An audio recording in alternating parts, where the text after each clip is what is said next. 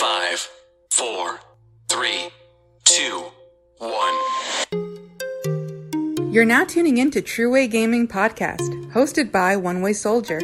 We answer your gaming-related questions and talk about gaming-related topics. Now available on major platforms like iTunes, Spotify, Amazon Music, and others, helping you game with a better understanding. Hey, God bless you guys. Thank you so much for tuning in to another episode of True Way Gaming. I'm your host, One Way Soldier, or you call me Carl. And here on True Way Gaming, we answer your gaming-related questions and talk about your gaming-related topics. And on this episode of True Way Gaming, I wanted to talk about Sony's recent, and by recent, I'm talking about June 2nd. This episode will be released at June 3rd. Praise the Lord. Of Sony's State of Play, where it was about 45 minutes, I think. No, it was 30 minutes. Yeah, it was like roughly 30 minutes. And wow, for 30 minutes, to be honest, a lot was shown. A lot of good stuff was shown. To be honest, off the bat, I really feel like this was the best State of Play that they had since the past three that they had. Seriously, like this one was a solid one in my opinion. I was literally, I think, oh, knocked something over. That's embarrassing, especially during a live recording. But anyway, yeah, there was a lot of games that actually caught my interest. There was no games really that I was like yawning, right? Like I was just like, oh, just want this to be over, right? It was really awesome. And so I'm gonna give, go down pretty much the list here, give my overall thoughts on the State of Play. Even though I pretty much did a quick summary, it was awesome.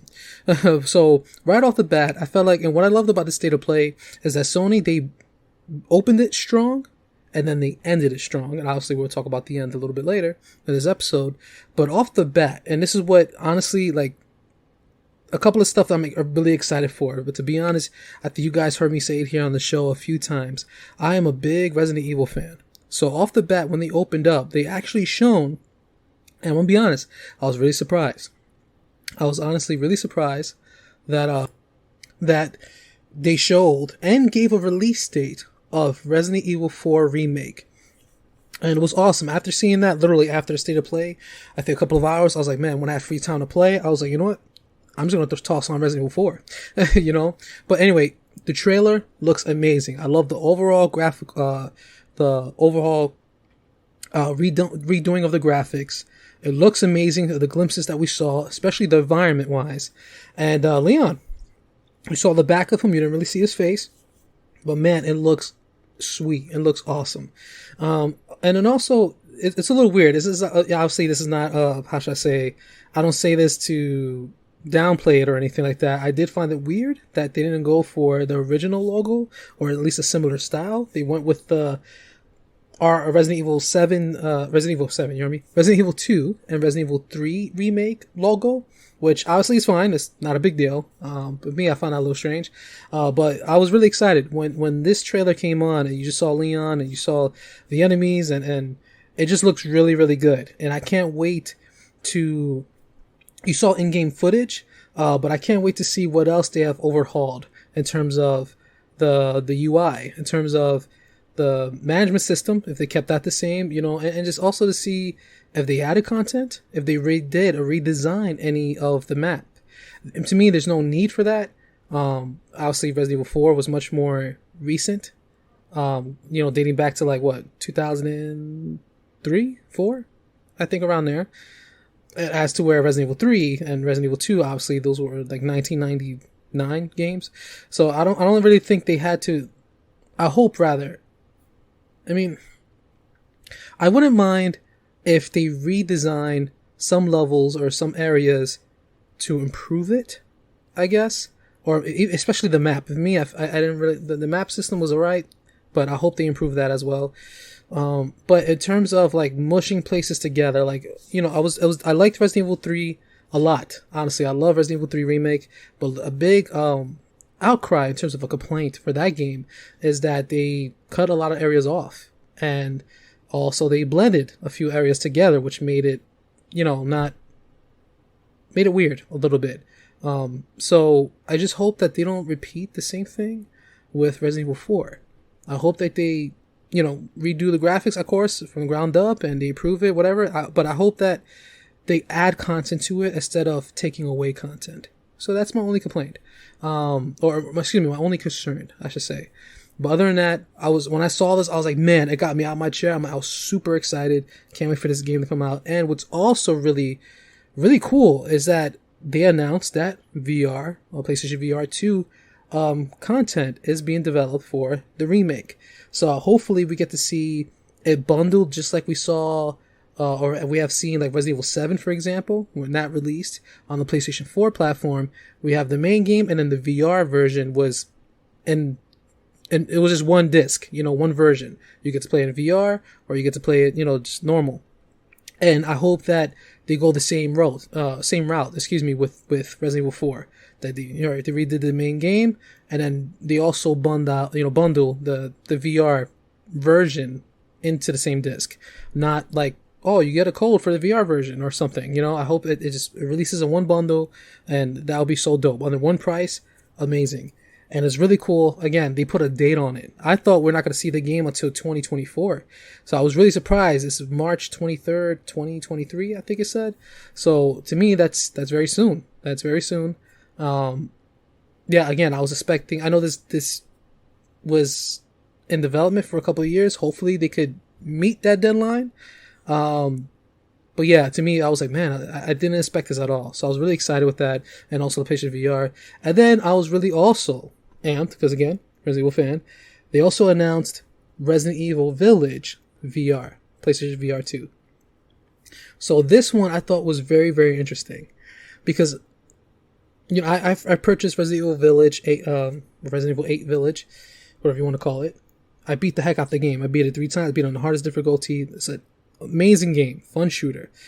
And the only thing about it is, to me, it scratched my head a little bit, because, I would think, Resident Evil 7 VR was popular. I think the majority of players has chose to play it, without the VR, just regular 3D, 4K, whatever. And a lot of people didn't go for the VR mode, but the fact that they did it with that and was successful, Resident Evil 7 did sell a lot of copies. And when Resident Evil 8 Village came out, there was no mention of VR mode, and it just released just a standalone game. Obviously, which is fine. Still sold a lot of copies. It's still a very great game, but I was just like, man, why not? Did they get lazy? Why they didn't do a VR version for it? And then so when this was shown, the state of play that they're actually releasing for the VR 2, so I'm like happy, obviously, really excited. To me, Resident Evil Village came out also on the PlayStation 4 and the Xbox One. It wasn't native to the current gen. So I was just like, okay, maybe, it was weird that we didn't see the VR version on the PlayStation 4. I found that really weird at all. I found that very weird. But then it does make sense. I guess one or two things may happen. Maybe, like, literally, if they did that, then they would have to delay the launch of the game for the PS4 to implement the VR version, I guess. So they probably need extra time to develop. But then again, the PS4 VR version is not releasing at all. It's just for PlayStation VR 2 exclusively. So then I would like to think then they just needed more time to develop the VR version, and they're releasing it with, the VR 2, which much better equipment. Again, you have 2 VR controllers with analog sticks in them this time instead of just buttons with the PlayStation Move, whatever. So, it makes sense. And I'm excited to see, especially with the PlayStation VR 2 as HDR in the visor itself, 4K, especially with haptic feedback. So it's really going to add to the immersion. And I am really excited to see PlayStation VR 2. I just also wish there was a PlayStation 4 VR version, but again, that's just my opinion, and there's nothing wrong. It's cool. They decided to, I guess, leave it for the next generation of VR, basically. So, but in other words, I'm really excited to see this. And it looks like, based on the trailer, you also get to dual weapons, which is very interesting. Very, very interesting. I'm very curious to see how it would change up the gameplay. Also in the trailer, it looks like he had a knife in one hand and a pistol in the other hand, where, again, playing the game normally, you just choose one or the other. So I'm very curious to see when the game actually releases. I don't think it will be a PlayStation VR 2 release title. Hopefully I'm wrong, question mark. But yeah, it was overall so cool to see that. And very, very excited, very amped. I love Resident Evil Village. It was awesome. So another couple of VR games that they announced. And again, it was just awesome. A lot of third-party games and PlayStation VR 2 games. It's weird that they didn't show officially, the PlayStation blog, they did reveal the PlayStation VR 2 headset, how it's going to look, how the controls look, explaining some of the features that we'll be doing.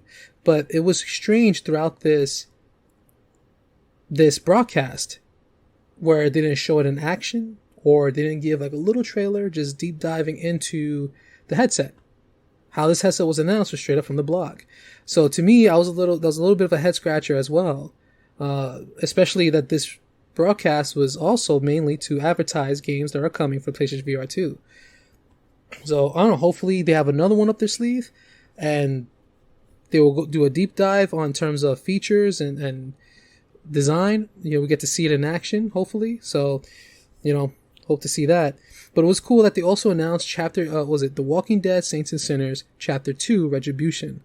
I thought that was really cool. The first one was a really good VR title, so it's awesome that we get to see a sequel for that. I never played the first one. I want to. I just never had the opportunity to snag it up. But so far, based on the trailer, it looks like a fun VR title, and the fact that it's coming on PlayStation 5 and also PlayStation VR 2, it's really... I'm gonna say I honestly believe that it's gonna be a much better product because of that. Because I'm telling you, man, just the fact that on the PlayStation VR 2, it reminds me of like a PSP and PlayStation Vita version. The PSP only had one analog stick. So a lot of first-person shooters, or even third-person shooters, for example, Resistance, Retribution, you had to use the X, circle, square, and triangle button to aim your crosshair up, down, left, and right, because with the absence of a second analog stick. But a PlayStation Vita, a big selling point was that it was going to have not one, but two analog sticks in. So one of the release titles for the PlayStation Vita was Resistance, Burning Skies. And yeah, it just felt like a full-fledged first-person shooter, or I should say Resistance, game in the palm of your hands. So it's really cool that with PlayStation VR 2, a lot of games that wouldn't have worked on the first VR because the absence of analog sticks, except for if you had the sharpshooter, but not every game is a first-person shooter on the PlayStation VR. So, when you use the PlayStation Move controllers, you had to like teleport everywhere, basically. But it's really cool. The PlayStation VR, again, we have two analog sticks on the motion controllers for the VR, and haptic feedback and all this stuff. It's really going to be awesome. It's really going to be awesome, and I'm excited to see some of the games that... we've seen some of the games in this broadcast, but what I mean is, like, to actually get our hands on it and get to experience these games with PlayStation VR 2. And they also showed off, so The Walking Dead Saints and Sinners, it was cool to see that. No Man's Sky was announced for PlayStation VR 2. This game is old. And it's really funny because, well, to be honest, okay, so No Man's Sky, it's a popular game now. It's a good game now. At least to, according to critics and stuff. And the reason why I say that is because I played the game myself. I played it with a couple of buddies of mine. Praise the Lord. And to be honest, I wasn't feeling it. Especially the resources we had. I think I was stuck on a planet, and then it was an ice planet. And I had to find these certain flowers to heat me up, like to raise my temperature, because my temperature was dropping, and then my health was, I was dying. So my health was decreasing in a matter of seconds. And so in other words, my first experience wasn't a good one. So I think, though, it coming to PlayStation VR 2 could really make a big difference. Especially you get to fly around in your spaceship and fly to different planets. I think it's exciting that they actually made a PlayStation VR 2 version of it. So for me, it's like I'm a little bit in between. Like, I'm not excited the game is coming to VR. Well, I'm not excited about the game in general, but then it's coming to VR, and I think that would be a major game changer, in other words. And, I'm excited the fact that, it's coming for people or fans that are looking forward to this title coming to PlayStation VR 2. That's awesome. Wow. More power to them. All right. And then also, they also revealed Horizon, Call of the Mountain. So at first, when we saw the beginning of the trailer there, they showed, You play this guy, he's like, hey, where you taking me, whatever. I thought for the first, I would say, 10 seconds or so, I thought it was going to be an on-rail shooter. Just because you saw him on the boat, you saw that robot or mech giraffe kind of thing, and you saw the thing dive into the water. And yeah, I don't know. I had that thought that it was going to be a gun rail shooter or something, which to me would have been a problem. But later on in the trailer, you did see him like climbing your character climbing the mountains. To me, it's so weird to see a VR game where you have floating hands like your Rayman or something. To me, that sort of takes away from the immersion. I guess I get why they do that. Or I don't know. I mean, then again, there was some VR games that when you stretch out your hand, you see your character's arm. So I don't know why they decide to leave that absent. Because to me, it sort of takes away from the immersion. To me, it looks a little silly. But, you know, developers know what they're doing, I guess. And, or this is their vision, I should say. But yeah, it looks exciting. Definitely, you get to use the bow. You get to see the mechs, these creatures up and close and personal in VR. It does look exciting, and I'm curious. I think it is going to be a launch title. So I can't wait to see the full release of that game. Get to see it in action. I'm curious also the length of the game. I'm curious if it's going to be a long game, if it's going to be a 3-hour game. So I do have some questions on that. It's cool that they showed it off a bit and some gameplay. I just can't wait for it to release. Definitely an exciting time. And then also they announced Horizon Forbidden West, a major update. Now, this is a little, how should I say, this is one of my complaints, right? I love how developers, they do update their games. I think that's a great thing. But I just feel like, I don't know. I just feel like the way it's being implemented today, as in 2022, it's being implemented in a bad way. So the reason why I say that is because Horizon Forbidden West, when that game came out, it had a lot of glitches. Not unplayable, but it was a lot of glitches where, or a matter of fact, I think it was 1 or 2 glitches in there that affected missions in a negative way that could prohibit progression. To my memory, but they fixed that. They patched it right away. But the fact is, and I guess this is a continuous, I mean, you heard me say this plenty of times, and actually this is a complaint among a lot of people, is that when you purchase a game in today standards, 2022, as the recording of this podcast, it's like you buy a game, but it's broken. You spend $60 or $70 at this point, and your game is not like in completely working order. And that bothers me. And a lot of people excuse that. A lot of people go, oh, well, developers could just patch the game. But it really is, it's very weird how we came to accept that we could drop a full price, $70 on a game, 60 whatever, and we bring it home to play it, and it's a little bit broken. And we go, oh, all right, developers could fix it over a day one patch. It's crazy how, a lot of people in the gaming space has come to accept that. It's so weird. It's like, and again, I'm not sure if I used this example on the show before, but it's like me selling somebody a pair of sneakers, right? And they bring it home. They're like, wait, I have no laces for it. And I go, oh, don't worry about it. I'll send you the laces in 2 days from now. You know what I mean? When you already paid me the money, bringing the sneakers home, and then I go, oh yeah, I'll give you the sneakers in 2 days. It's weird. Or if you were to buy a refrigerator, you buy the refrigerator and it's missing a door, and you bring it home, and you know as well, wait, obviously, this is the sake of an example here. Obviously, people are not going to buy a refrigerator with a missing door, but I'm just giving an example here. Don't have to be literal.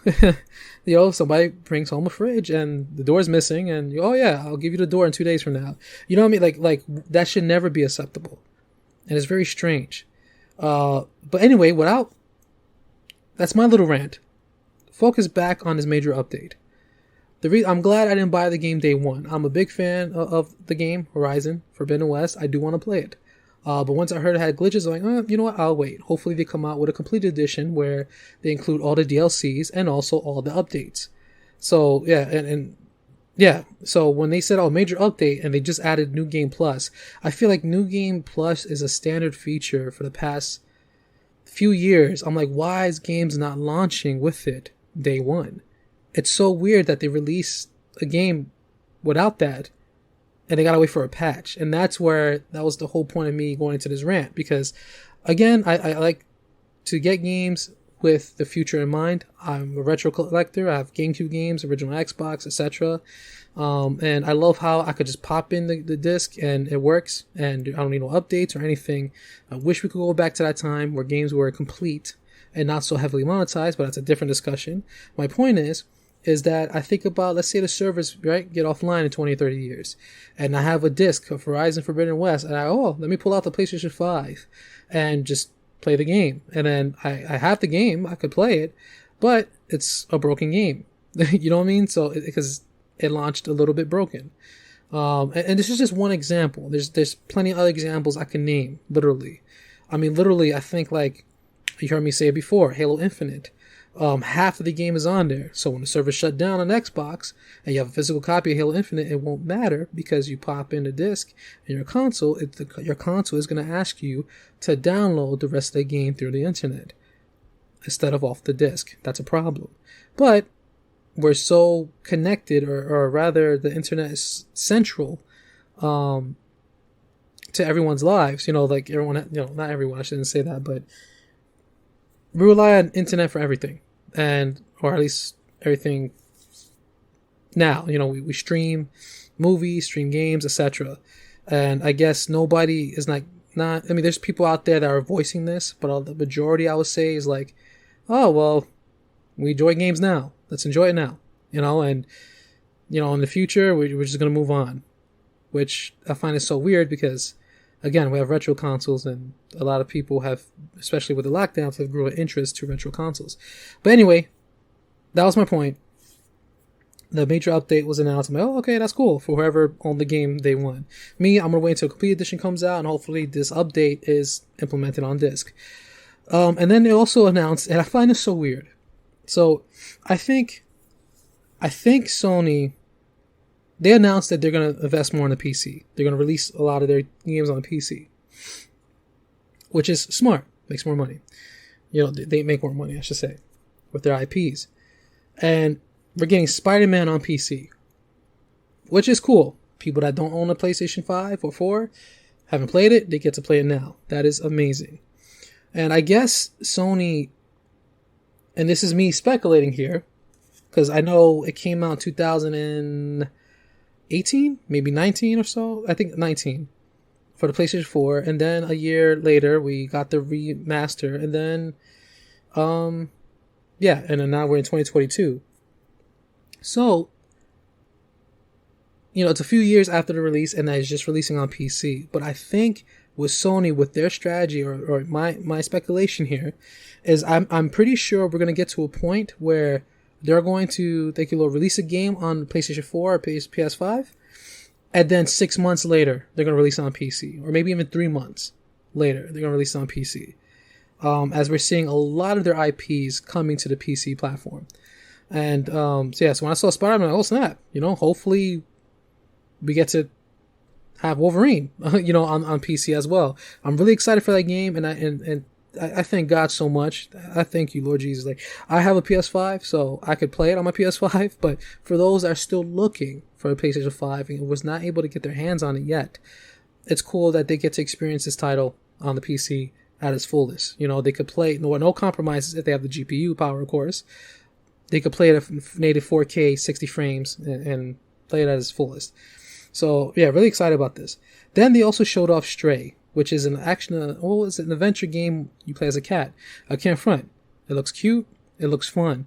And honestly, I'm pretty excited for it. So they actually put a release date on it, and it's coming out soon, and it's awesome.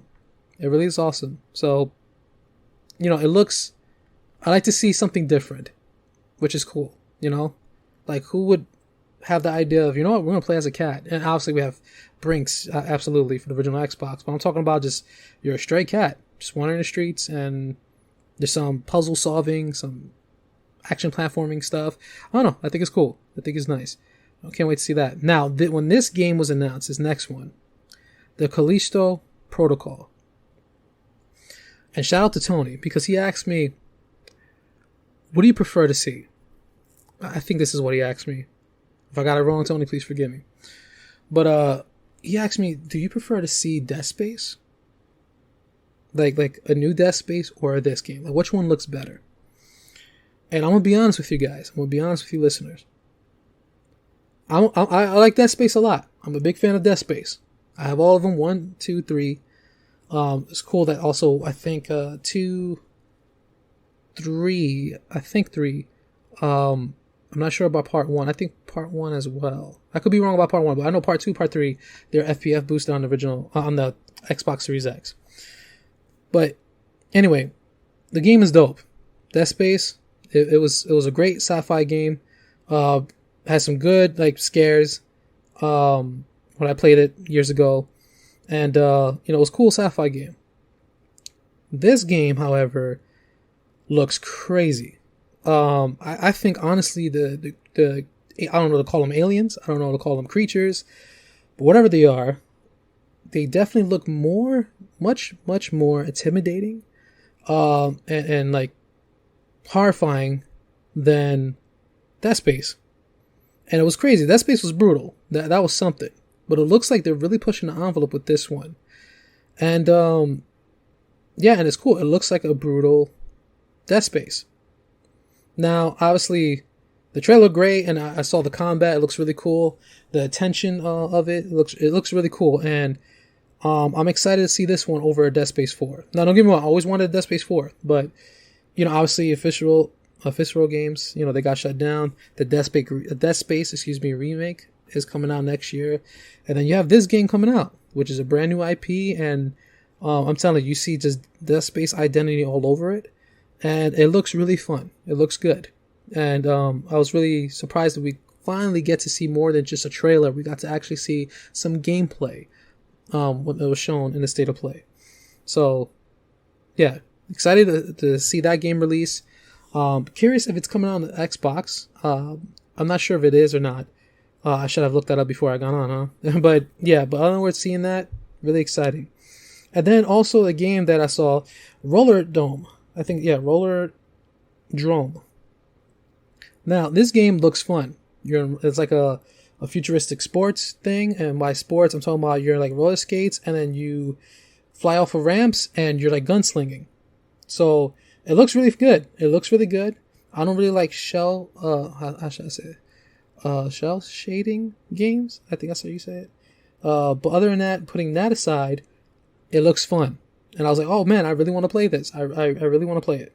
It looks cool. Ether Knight. So this is cool because this is it's an anime game, Ether Knight. Where, I don't know, this kid, his arm ripped off, and he has a brand new arm that's like power, and he can hold swords with his arm or whatever, or form an energy sword or something. And what's really cool is that it's a action adventure, sort of like a Devil May Cry slashing game, hack and slash, but it's also like a I think the right word I'm looking for is dating sim, where you could go out with certain characters and like a love story and stuff, and it's really cool. It's really cool. It reminds me. I'm trying to remember, man. I know there's a certain name for it. I'm trying to remember. I think it's dating sim, if I'm not mistaken, but in other words, there's certain love interests in the game that you could choose. And again, it's a hack and slash, and it's an anime game, so it looks really cool. It looks really good. And, I actually liked how they're combining two different genres pretty much and mixing them together. And based on the trailer, I'm like, wow, this looks really good. This looks dope. So I can't wait to when the game comes out, see the final product. Really excited on that. And, yeah, can't wait to play it, honestly. And then we also had, Tunic announced for PlayStation 5, which is really cool. Another game called, I think, is it Season? Which is coming out in autumn. I'm like, oh, okay, that's cool. That's a cool indie title. Why not? And then you also have, they actually showed off Street Fighter 6. Instead of this trailer, and a lot of people was complaining about the logo. The logo looks much better now. And yeah, I was really excited to see that. So I'm a big Street Fighter fan. Again, I have the Street Fighter collection. I love Street Fighter 2, Street Fighter 3, Third Strike, etc. I'm a big Street Fighter fan. So it's cool that for the first time now, in years, well, not the first time, but I guess in a current generation, excuse me, because last generation, Street Fighter V only released on the PlayStation 4 and PC. I guess Sony really helped budget this game, but it's really cool that it was announced that Street Fighter 6 is not only coming to PlayStation 5, but it will also release on the Xbox Series X, which is exciting. It's really cool, really exciting, and I'm sure there'll be a bigger fan base now that more of the audience, again from the Xbox side, could enjoy this game.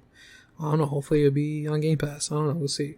But I really loved how the trailer looked. There's some new characters involved. You saw Ryo, he's older now. Chun-Li is older now.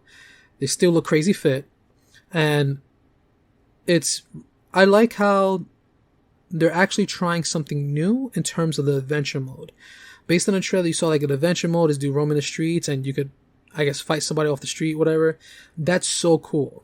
That's really cool because I like how they're trying something new and they're not being afraid to try something new. And that's what I miss. I feel like a lot of game companies, they don't do that, especially with a popular IP. I get it. Risk could be dangerous. But at the same time, where you have games, sad to say this because I know I play Call of Duty, but Call of Duty, and when they're afraid to try something new, a franchise could feel stale. So it's really cool that they're trying something new. They're implementing new modes. The graphics look awesome. And the fighting looks fun.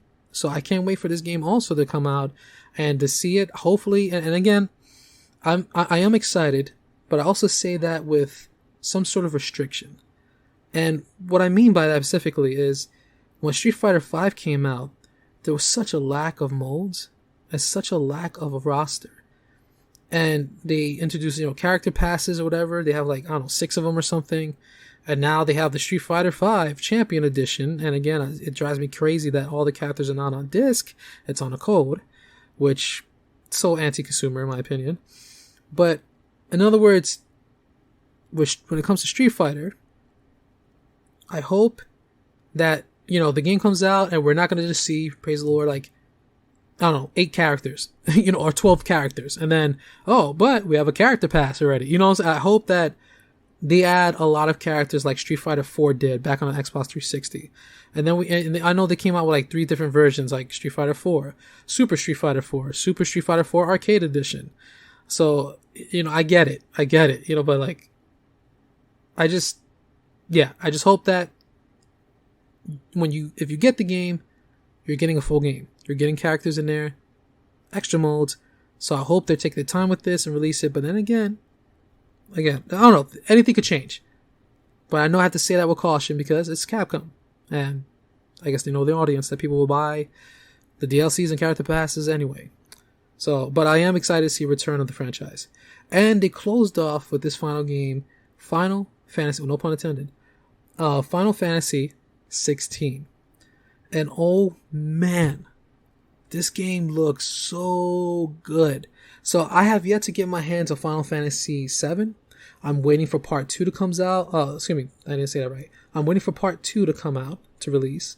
And because I really hope to see them release a bundle where on disc you get to play Final Fantasy 7 Remake with the DLC Integrate and with, part 2 and all on disc. And I really hope that they do that. I really, really, really hope that they do that. But again, it's Square Enix. I hope Microsoft could buy them already. But yeah, I'm waiting for that kind of bundle so I could play it on my PS5. I've been really tempted. I love Final Fantasy 7 back on the PlayStation 1. But what they did, I know it was all over, the overhaul of the combat system. Obviously graphical fidelity. Oh my goodness. It's a gorgeous, amazing looking game. Final Fantasy 16, oh my goodness, it looks like straight up fast-paced action. So it looks like they took what Final Fantasy had, but built on top of it. Sort of reminds me, again, a reference to Devil May Cry 5 in terms of you're just slashing up everything and solo combat, and it looks fun, and I love that. I love the direction that they're going with the franchise instead of like a take-turn battle kind of thing. Now, don't get me wrong, I love take-turn battles as well. When I was a kid, I used to really, really, really dislike it, but you know, it grew on me over time, especially playing Final Fantasy X and X2. I love that game so much that, yeah, I thoroughly enjoyed it. But it's cool to see Final Fantasy 16. You're just slashing everything, and it just looks amazing. It looks awesome. It looks amazing. I'm glad that they showed another trailer on it. And yeah, I kind of forgot if there was a release date attached to it. But it was finally, because I remember it was announced, I do believe, a couple of years ago, maybe 2020. And yeah, we haven't seen it since until, well, as the recording of the video right now is the 3rd. Video podcast. So yeah, June 2nd. So yeah, I'm really hyped about it. This was a great state of play. If I had to give it a rating, to be honest, because I didn't feel like it dragged on at all. I didn't feel like I was yawning. I didn't feel like I was looking at my phone. Okay, what time is it or anything? I would have to say that in terms of a letter grading, I would give it, no lie, a A. I'll definitely give it an A. If I had to give it a number rating, I would give it, no lie, a 9.5 out of 10. Or I should say a 9. I'll give it a 9 rating out of 10. The reason why it's not a 10 out of 10 is because, one, I mean, it was so, I get it. This was a scenario of it being short and sweet, because it was only 30 minutes. To me, I would like it to be longer. That's just my personal opinion. And the second thing was they didn't show the PlayStation VR 2 in action. They only announced PlayStation VR 2, how it looks and everything, through a blog. But they didn't give us a trailer like they did with the PlayStation 5, and you saw the accessories for it and a trailer. They didn't do that with the PlayStation VR. So either for me, they're still working on a few details with the product, or, you know, I get it, there's supply constraints and everything, but yeah, but those are my only two complaints with it. This was a solid state of play, to the point where I would watch it again, especially for that Resident Evil 4 trailer. It looked awesome. And you know, a couple of games that I mentioned. So what do you think? Did you like it? Did you hate it? Do you think Sony, for now on, when they announce state of play, should be on this caliber? I would love to hear your thoughts and your opinions.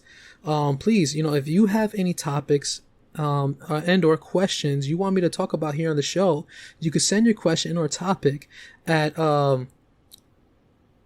twgpquestions@gmail.com. Make sure you write topic and or question at the subject bar. Make sure you leave your name so I could probably address you here on the show. And hopefully on the next episode, your question or topic will be addressed. Also, if you do have any prayer requests, you can also send your prayers request with the same email as well.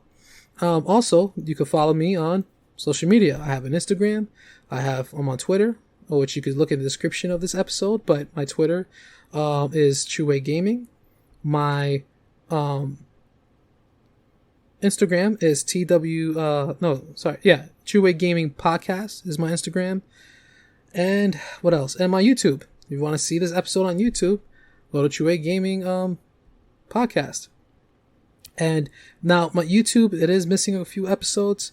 I'm gonna fix that. I know you heard me say it again.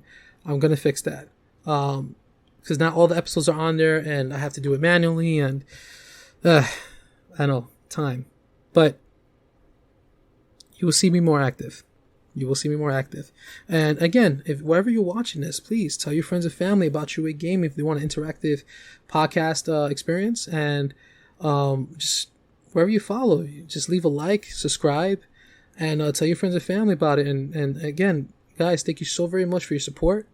Thank you so much. I love you guys. I pray the Lord bless you and keep you guys. You guys are awesome. And just again, thank you so very much for tuning in every week. I really appreciate the support. Thank you. All right, guys. So that's it. That will conclude this episode. I love you guys. Jesus loves you. My name is One Way Soldier, and this is the end of my transmission.